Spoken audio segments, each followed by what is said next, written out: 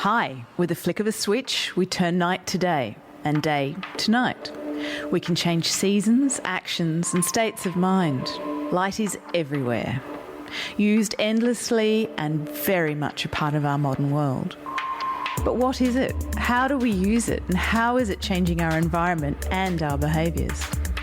A star-filled sky used to be our evening's entertainment. Now it's Netflix, iPads, or even a podcast. When was the last time you looked at the night sky? I'm Marnie Ogg, and this is Dark Sky Conversations, the podcast that brings people and science together to shed light. Take two. So, for those you can have to hear it all again. Unfortunately, our first attempt to record this fabulous podcast with Mr. Jackson Stigwood didn't quite come to fruition. So we're going to take this all again as if we hadn't heard it before. But Jackson Stigwood is my guest today for the second time. And Jackson, on your LinkedIn page, it says you're a lighting designer slash actually IALD coordinator. So we can go into that a little bit later. But I've always had this, and I really shouldn't have this question, but I really don't know the difference between engineers and lighting experts and suppliers and everything. But you're a designer, so tell me what the difference is. What is it that you do and how you got there, basically? Yeah, for sure. Traditionally, when we talk about sort of lighting within public space and architecture, it was historically always designed by electrical engineers. So it sat within the engineering field because of the requirements and calculations. Is that because lighting came from, I guess the history of lighting is really interesting too, because we were building buildings long before lighting came into place. So yeah, correct. Yeah. So it's electric lighting. So, I suppose it started being ingrained into buildings in the late 1800s and much more commonly in the early 1900s. And yet servicing engineering, which was HVAC, lighting, all of those things, as they sort of come through in the 1900s, became a subdiscipline and sort of segued off from architecture, because before that it was mostly engineering of building structure, and architecture were the two disciplines. And then you had the builder and contractor who would build the actual building. So yeah, buildings have become so much more complex in the last 100 years. And so all of these subdisciplines have sort of segued off from architecture and engineering, because each discipline has become so complex in that you cannot, as one person, understand all of them or design all of them anymore, like an architect could traditionally do. So as it first sort of stemmed off from architecture, it became electrical engineering, and they would design the lighting. And then as it became more of a requirement for it to, I suppose, tie into the architecture, relate to the architecture, respond to it in a way that's unique, then it required a more design requirement. So then you start to see the engineering side being wrapped in with the design side. And that's where lighting design's profession sort of came from. And it is sort of a combination of people that just focus on lighting design, but they come from backgrounds such as architecture, interior design, industrial design, theatre lighting, and engineering, of course. And this is a personal question, I guess, but is there someone with a background that might be better at lighting design than others? Or do they all bring a different view and a different standpoint to it? Or is it just, do you end up in the same place? It's interesting. I think the fundamental is how you're trained as a professional in how you produce design. And not to, I think we're all trained differently, but in architecture, it has quite a rigorous process in how you create design in terms of what you think about, how it responds to the building, how it responds to people, how do people function within the space, how does it respond to the urban environment and the city as an organism, basically. And this is what you're taught very early in architecture, and this is what you drilled into. This is your background. You've come from architecture. Yeah, so I studied architecture, did my bachelor and master's, and then post that moved into lighting design, which we can talk about a little bit. But essentially, I think it comes down to how you generate your ideas and how that responds to the building. Obviously, interior design is different because it's based on interiors. So definitely, interior designers are good at responding to interior environments.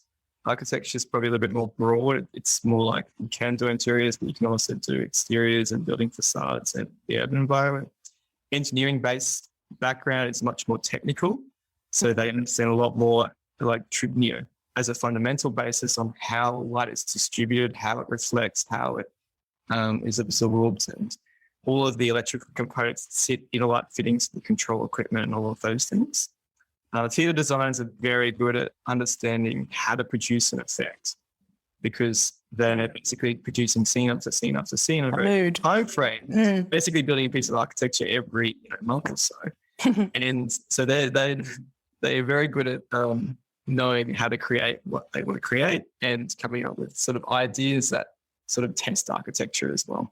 And then industrial designers are great at designing custom fittings and things like this as well, because if you basically know how all the objects fit together, how all the components go together, how you combine the electrics with the aesthetics and all that sort of stuff as well. So yeah, it's really, there's lots of people in the profession that practice as lighting designers that come from lots of different backgrounds, but within the profession, there's lots of different requirements which projects need as well, which each professional can sort of offer different.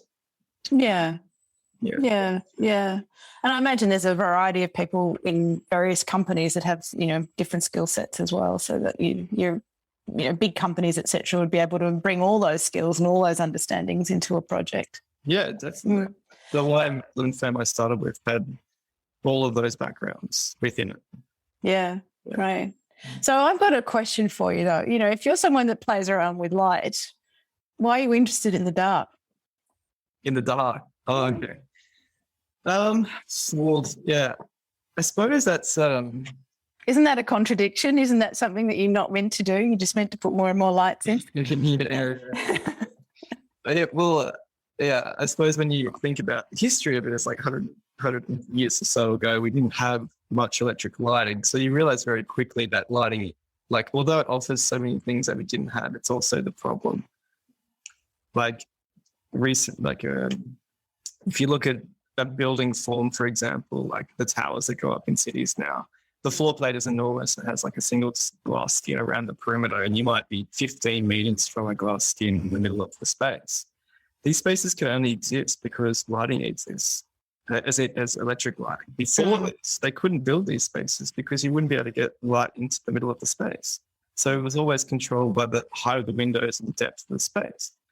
So it comes back to your question. It's like, why I'm interested in the dark. It's like, well, we've only had lighting for a very short amount of time and we existed quite well.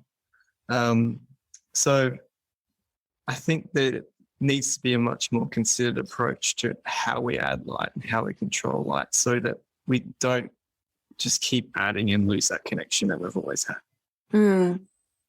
I don't think that's it's being thought about and considered in many ways, but it's a difficult. So who has to consider it? You've talked about the fact that you're a lighting designer now, you've come from an architectural background. Is it the architect that initially has to come up with this to say, look, let's not have an obtrusive light footprint in our building, or is it the lighting designers, or is it, it has to be right, organic right from the beginning all the way through? So yeah, it's a good question. I think it has to come from the client or whoever's commissioning the project, or it has to come from even a high level of a standard level or a mandatory requirement. Which is that because it needs a cultural change, because we've just got used to buildings having light spewing out of them or onto them or from them?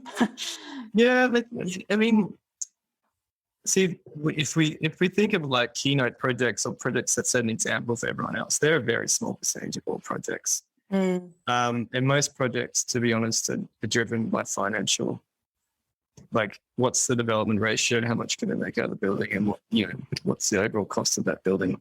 And that's, I suppose, if that's the majority of buildings, and that's what we need to be targeting. However, those buildings aren't going to spend additional money just to, put a really good control system into their building, which, mitigates the risk of light pollution from their building without it being a requirement. from a high level. Interesting. Yeah. Well, let's see if we can work on that. I guess as you was talking about that, we have been talking to the Green Building Council. Yeah. And I know, they've now started to adopt the language that this could be one of the requirements for green building certification, that you consider your outward light footprint, at night, and general lighting conditions. Do you need as many lights as you have? But it's not one of the major tick boxes. It's just and did you do this? But at least it's coming into the consideration. Which it takes time. I mean, like the new standards have like recommendations for areas of this as well. Which standards? Sorry. The Australian standards, there's multiple different ones, but the new external ones that were updated, I think, last year, they have recommendations to be dark sky sensitive and things, and how to light for biodiversity. And usually when they bring a recommendation in, the next edition update will usually bring that in to be sort of a requirement of the standards. So they're kind of one step off a couple of the ones, but there's still, definitely a lot of work that needs to be done in the other areas. Is that AS 4282 or one of the other sort of? This 4282. Yeah. Yeah. And control of the intrusive effects of outdoor lighting. But yeah, it's I suppose it's a industry. To see, the thing is, we have the intelligence and the control equipment to do this really well. Buildings don't need to be on if there's no one in there. We have the sensors, we have the control equipment, we've had it for a very long time.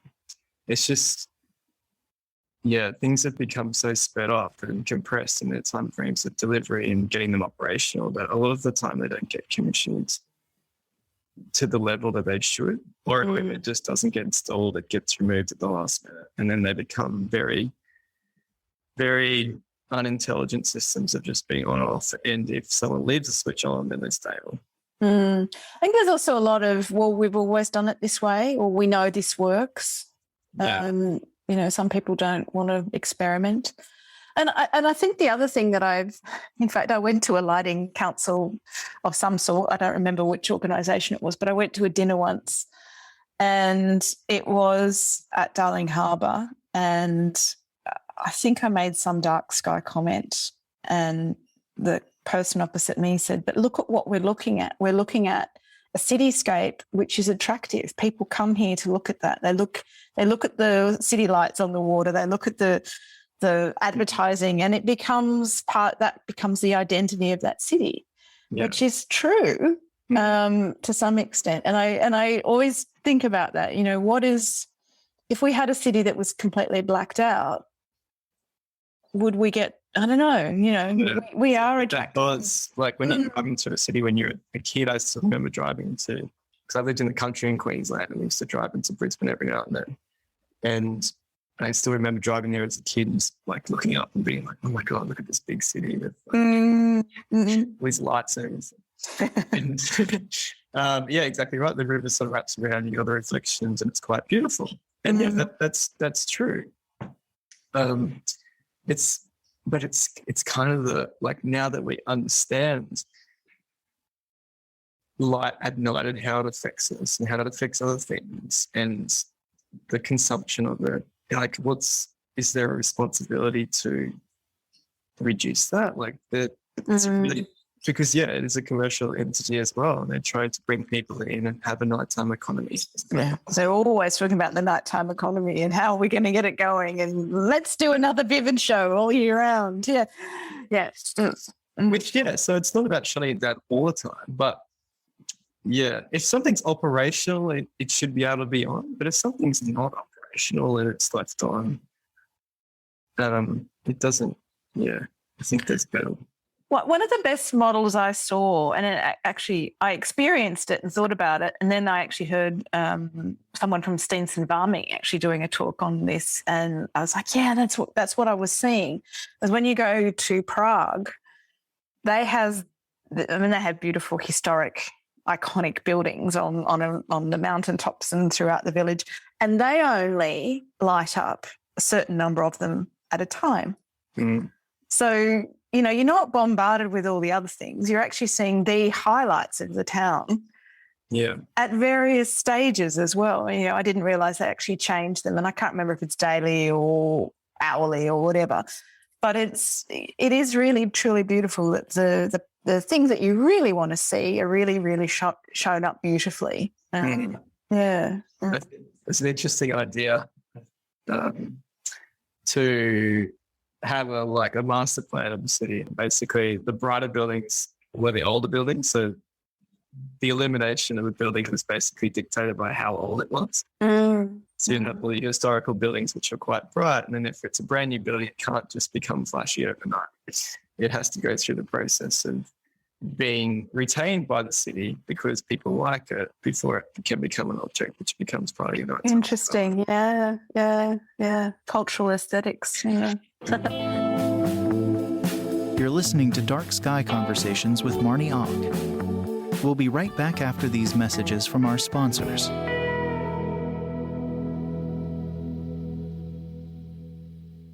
So that kind of brings me to your project, which I think is fabulous. Your Cri Awards, or is it Cri Awards? Cri Awards. Cri Awards. Yeah, which you tell us about it. You tell us how it came to be, and yeah. So it's CRI, but CRI is it was play on having a cry, or something so bad that it makes you cry. But CRI is a lighting terminology which refers to color rendering index, which is the very clever. Mm-hmm. It actually started with a Friday afternoon beverage in my course. Where the best ideas begin, yeah. With David, Bird, and Kiri, and we were talking about all the award ceremonies and going. The award ceremonies focus on the best, right? And the best usually have a very good budget, and they have a good client, and then they basically have to be ideal project, usually, not always. So when I was there's no one that focuses on the worst things that actually exist around us and making those things better. And it's basically that we need to start improving from the bottom line as well. We can't just keep awarding things at the top and not worrying about what's happening at a really baseline level. So the idea stemmed that if we created the worst lighting awards, so it doesn't have to be Nobles. Yeah. Exactly. Mm-hmm. It doesn't have to be a new project. It could be any existing lighting installation around the city or lack of lighting. So just a space that doesn't have anything that's dangerous or something. And people basically just take a photo and send it in and write a short description and maybe a location of where it is. And then we decided that we'd have a little sort of jury of just a couple of people within the industry. I love it, a jury. Not a judging panel, a jury. And then we would hold the awards night, which we would sort of highlight the sort of short list of entries. People could vote on these entries, and then we would announce the worst projects. And then we're thinking, it's working a few different ways at the moment. We tried to kick it off last year, but got a little bit held up with everything that went on in Melbourne. With COVID and the world closing down. It was a little bit hard to get out and take photos of bad buildings when you only had a 5-kilometre radius. Yeah, we realised that's in winter as well because it gets darker or at night. So running in summer when in Melbourne, you have lights on 9 p.m. It's going to run in winter, and essentially, we'll have a short list, and from that short list, we'd like to do it as a student program. So we're assigning a senior designer with a team of students from a local lighting course, and they sort of get paired up, and they'll, in a very short, intensive amount of time, maybe a weekend or something, we'll design a solution to each of the shortlists. And then we'll have an awards night, which will be, I think it'd be really fun because it's kind of there could be a lot of good humor and also knowledge about why something is bad. So to present, it's an educational opportunity. Yeah, 100%. This is the shortlisted entry. Why did we shortlist it? Because this, and this. And then, then we present all the entries on the wall through projection or something so people could have a look at what was entered. Well, you could just project them onto a building. That's all right. Yeah. So then we had they got some sponsors on board in terms of manufacturers, Australian manufacturers. And the idea was that one of the projects in which the students and the senior designer designed that was selected would be then implemented to a certain budget amount. So we would actually rectify one of the existing sites around town to become something that's a better asset for the city. So I'll just go back on a point. Did you say that you would write up why you said the top 5 or the worst 5 would be written up as to why they were put into that category, that order? So does that mean that you're basically also giving a prescription as to how to rectify it if those buildings wanted to go back and fix it themselves? Yeah, well, that's what I think. If we had we had actually 5 teams of like a designer paired with students. Each team would design a solution, but we could only, you can only afford to do one. Yeah. To one, but we'd definitely give the other 4 designs back to the building owners or the council, whoever like operates the space. And they can choose to do it or not. But it's, I suppose the difficult part was how do we approach the people that we want to shortlist and say they've been nominated for the worst lighting award, but we have a solution potentially. Which is, we can't even share that yet. Yeah, exactly. Would you like to be involved? It's funny because as you were saying this, I was thinking, are you going to cause a bit of war with some of your colleagues that have probably designed these buildings, these external lighting fittings, etc.? Well, hopefully, that's what it's interesting because you say awards, people think of new buildings or new installations, but it essentially was trying to say anything that exists. It could be 20 years old and someone's, a little park space that hasn't been replaced with light fittings. It's completely dark. It's got a few small spotlights around something that's just not great. It doesn't have to be new. So hopefully there's nothing new that needs to be rectified immediately in which another professional from the lighting industry has done. Yeah. Oops. Maybe you should just sort of cull those ones out. We'd have to be quite selective. Judicious. Yeah. Yeah, but what I like about that too is that it gets the public involved in that. So they get, as I understand it, it's the public that are going around and taking photos of the buildings that they think are obtrusive or happens to anyone. I think the website is get a kick it again, but it's it was that was another idea as part of it was to sort of broaden the awareness of the profession. So if we have everyone together and then we have line designs paired with students and people understand that there's actually people that do this. There's a huge interest in lighting in general population, except there's just not a lot of awareness that someone specialises or practices in that profession. So. And I think there's a void in people knowing that resource is there to help make that that building or whatever it is look more beautiful, and save them money sometimes as well. There's opportunities to use smart lighting or Yeah, that's right. I'm just going back to our conversation, and you mentioned that you were from Queensland as a lad. Do you have any fond memories of dark skies from there, or is that kind of what makes you want to do this as well? So your experiences in a less urban environment? Yeah, I think it's definitely. I do enjoy a dark sky. Yeah. I grew up in Gundawindi, which is like. I know Gundawindi. Yeah. The place that nobody can spell. Yeah. Should have a go.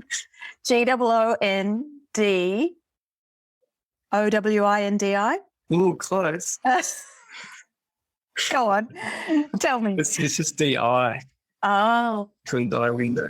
Yeah. Mm-hmm. But it's like Gundawindi for some reason. But so it's a small country town, but there's a lot of, I suppose, other industries around there that support it. But yeah, I was only there till I was like 6 though. Then we moved to Toowoomba. But both those, I mean, Gadiaby had a great sky. Toowoomba had a great sky as well because it's not a huge city. Yeah, there's definitely, I feel, connected to it. I think go camping or something. And there's kind of a beauty with it that I've always been fascinated. You just, I don't know, I can often stare at things and just have my own thoughts for a long time. So you'd be the same. Bit of reverie. Yeah, exactly. I guess I'd love to do this. It's only just popped into my head, but a survey of all the lighting designers, because there is an entrenchment of some lighting designers that feel that you've just got to light everything up as much as you can, and I think that's changing.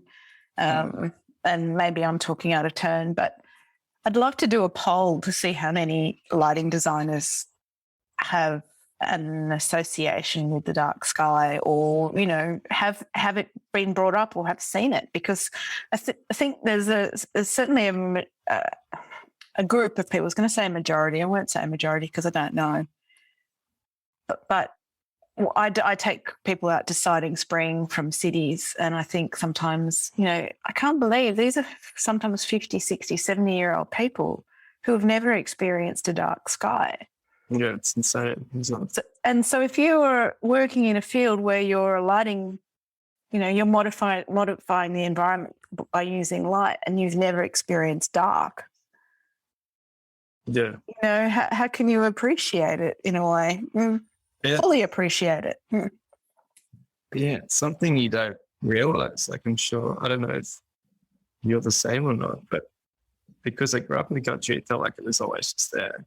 But not until you sort of come to the sea, or till you go to Europe and you talk to people, you show them a picture of the sky. Like, I did a presentation in Sweden when I did a workshop over there, and I presented where I grew up in Windy and the nighttime sky there and things, and they were all just like completely like, is that what the sky actually looks like? I was like, what do you mean? It's not CGI, it's real. Yeah. It just fascinated me that a lot of people within different parts of the world haven't experienced that or don't have access to it. Just really baffling. But no, we're pretty fortunate, and I think that's the thing that's driven me into dark sky preservation, is just seeing how wonderfully dark Australia is, and that we haven't crushed it yet. We've still got the opportunity to preserve quite a lot of it, and the land mass itself gives us that protection in some ways. But it's very easy to destroy things before you've even known you've got them as an asset. Yeah, you would have looked at the Google Earth sort of maps that you can scroll around of all the nighttime radiation, and you can click between like 2020 to 2012. It's just like, you go to like different parts of the world, it's just like in 10 years or 8 years, the increase is just like, like completely staggering. Yeah. Well, it's with people like you that talk about it. That's the other thing, is I think to be sensitive to it, like I've worked on projects which, weren't dark sky friendly in my earlier career. Only through working on those and seeing those projects now that I think I have a different appreciation and different understanding of it. It's like, it's like you need to fail at something in order to realize why. In that, that the projects I work on that are similar, I'll make sure they're, controlled at a certain time, turned off at the right time, and then, push with the client or talk to them about how to be sensitive to the other environment, things like this as well. Like, it's not like you can't take on those projects. No. Yeah, it's just learning from your mistakes as well. So, I think it takes time.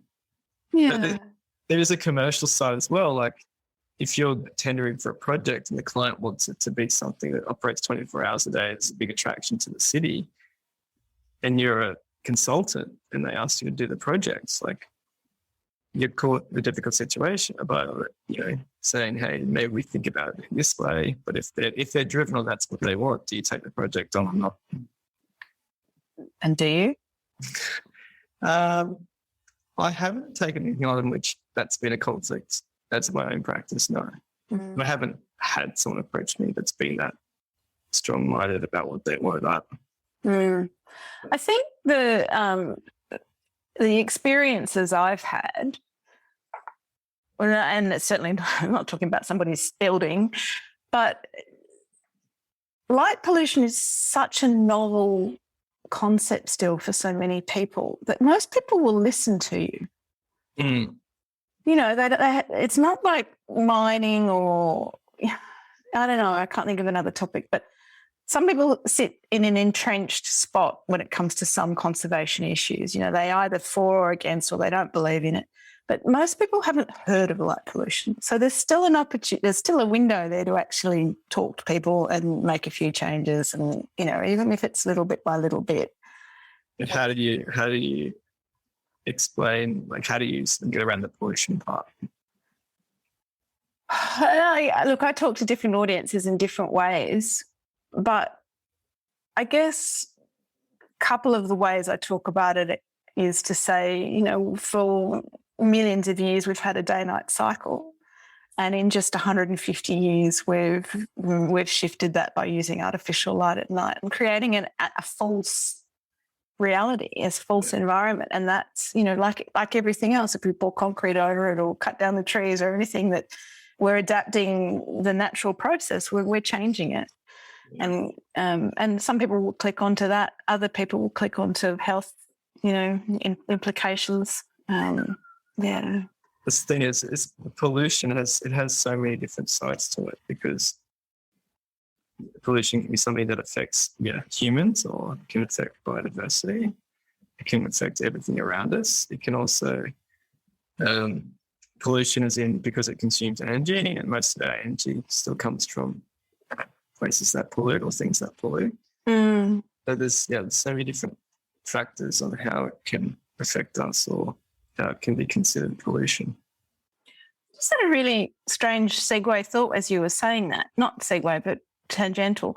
I realised that often pollution is caused at the loss of something, but at the gain of something else. So, you know, if you think about companies that make toxic substances and all their water runs into water flows and catchments that then end up as water polluted areas. Yeah. So who's getting rich with light pollution? You know, I've never considered. The actual companies. Yeah. That's interesting.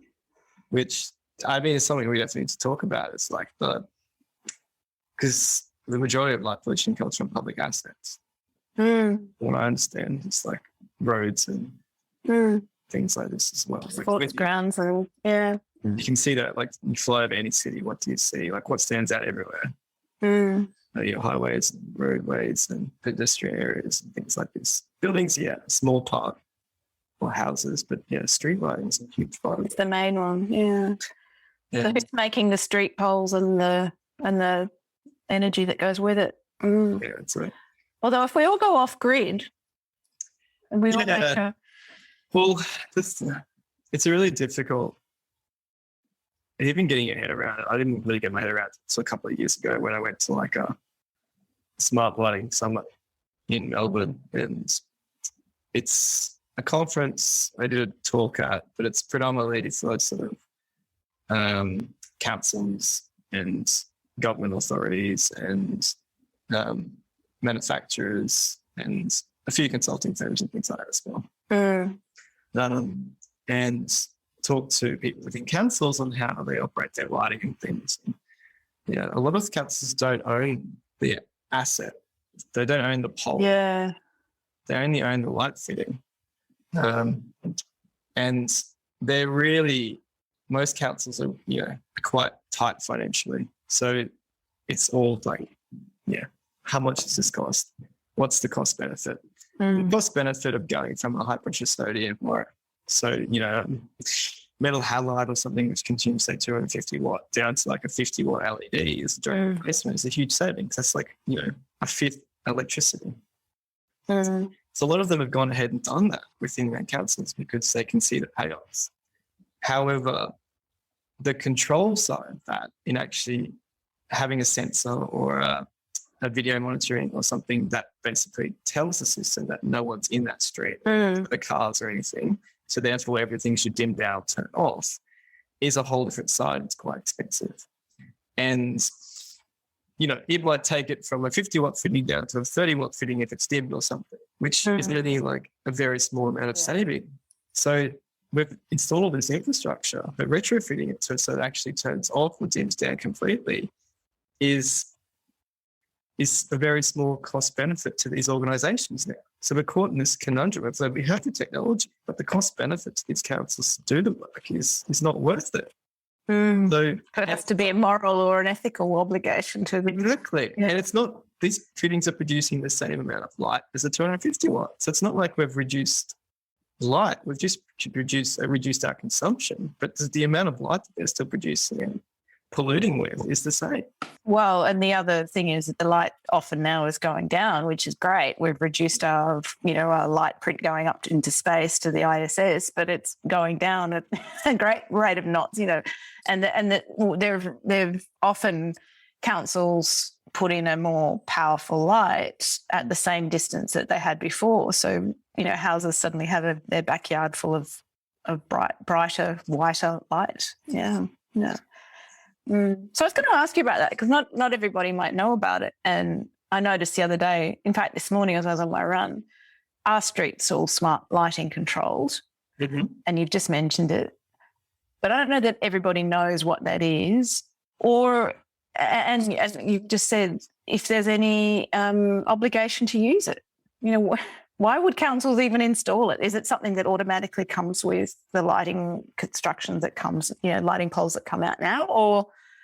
Yeah, it's definitely a possibility, but everything comes with a cost. So, the difficult part, if you want like a really intelligent lighting system, is sensing when to turn off and when to dim down, because there's so many different ways. And, you can have a pedestrian that walks around the corner, you have to have a sensor on that fitting that has where it senses is very targeted, or you go back to like a visualization system. So it's done with, cameras the same way that sort of cars are doing now in terms of detection of objects, is that you have image recognition and then that turns on the system.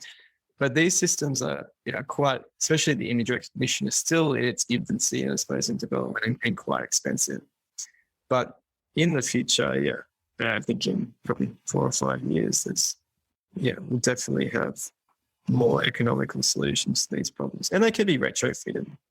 Because essentially that technology can be retrofitted, and then you put a sensor on top of the existing fitting that forms a Bluetooth mesh network, and then they all start talking to each other. Clever. These are all options available now, but they're just very cost prohibitive for a lot of councils, unless they're major city councils or they have a big jurisdiction. The issue in Melbourne is we have lots of very small councils, as opposed to Brisbane that amalgamate all the councils. And they're massive. Councils. Basically goes all the way down to the Sunshine Coast, doesn't it? All out. Yes. So I have a street with smart lighting and a street light that pours light into my bedroom every night. And every night I go to bed and I think, why the hell aren't we using this smart lighting? And so people could help you out here. I've run my council and they've just said, it's just standard and that, we're not going to make any changes to it. I kind of wonder, why would you do a whole area of smart lighting and not use it?